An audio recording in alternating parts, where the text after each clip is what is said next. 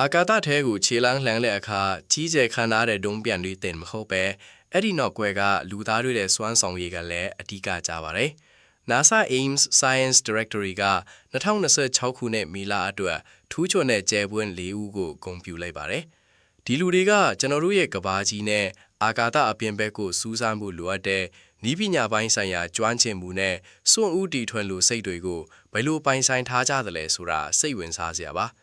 အထူးသဖြင့်တယောက်ဆိုရင်အာကာသဒေတာတွေကိုအစမတန်တိုးပွားအောင်လုပ်နိုင်ခဲ့ပါတယ်ပထမဆုံးအနေနဲ့ Astrophysics Branch ကသူတေသနပညာရှင် Laura Jovanovic အကြောင်းကိုကြည့်အောင်။သူက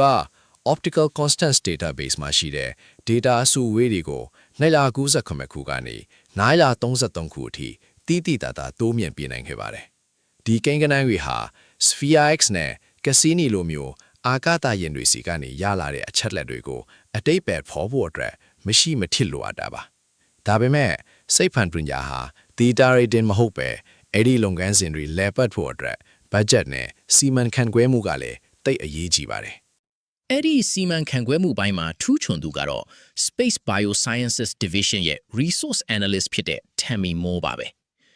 သူကဘတ်ဂျက်ဆိုင်ရာလမ်းညွှန်ချက်တွေနဲ့လုပ်ငန်းစဉ်တွေအကြီးအကျယ်ပြောင်းလဲချိန်မှာခိုင်မာဦးဆောင်ပေးနိုင်ခဲ့ပါတယ်။သိပ္ပံပညာရှင်တွေနဲ့အင်ဂျင်နီယာတွေရဲ့အခက်အခဲတွေကိုကူညီဖြေရှင်းပေးဖို့သူ့မှာထူးခြားတဲ့စိတ်ပိုင်းဖြတ်မှုနဲ့ကျွမ်းကျင်မှုတွေရှိပါတယ်။ဒီလိုမျိုးဝန်ထမ်းတွေရဲ့ထောက်ပံ့မှုကအရေးကြီးသလိုလုပ်ငန်းဆောင်တာတွေကိုပိုပြီးရိုးရှင်းအောင်ဖန်တီးပေးတဲ့ပညာရှင်တွေလည်းရှိနေပြန်ပါတယ်။ Space Biosciences Division ကပဲသိပ္ပံပညာရှင်နဲ့ Project Manager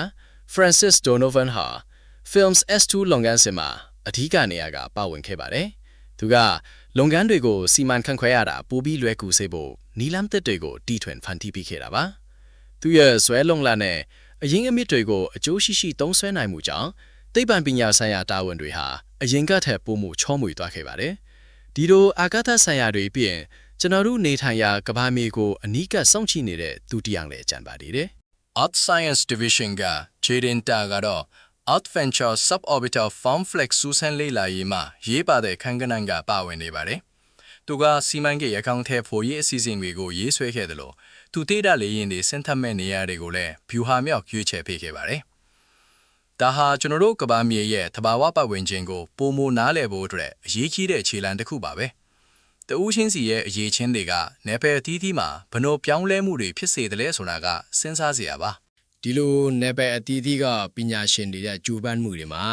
တူညီတဲ့အချက်တစ်ခုရှိပါတယ်။အဲ့ဒါကတော့ကိုလုတ်တဲ့အလုပ်အပေါ်မှာထားရှိတဲ့ခိုင်မာတဲ့ယုံကြည်ချက်နဲ့မစွတ်မနစ်တဲ့ဆွဲပါပဲ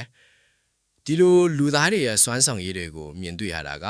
ကျွန်တော်တို့ရဲ့အနာဂတ်အပေါ်ယုံကြည်မှုတွေကိုပိုတိုးစေပါတယ်။သိပ္ပံနဲ့နည်းပညာရဲ့အံ့မခံဖြစ်ရတွေဟာဒီလိုလူပုဂ္ဂိုလ်တွေကြောင့်ပဲဖြစ်တင်လာတာပါ။ဒီထက်ပိုပြီးနတ်နယ်တဲ့အာကာသနဲ့ကမ္ဘာမြေအကြောင်းတွေကိုသိချင်တယ်ဆိုရင်တော့အတူတူဆက်လက်လေ့လာသွားကြဖို့လိုအပ်ပါလိမ့်မယ်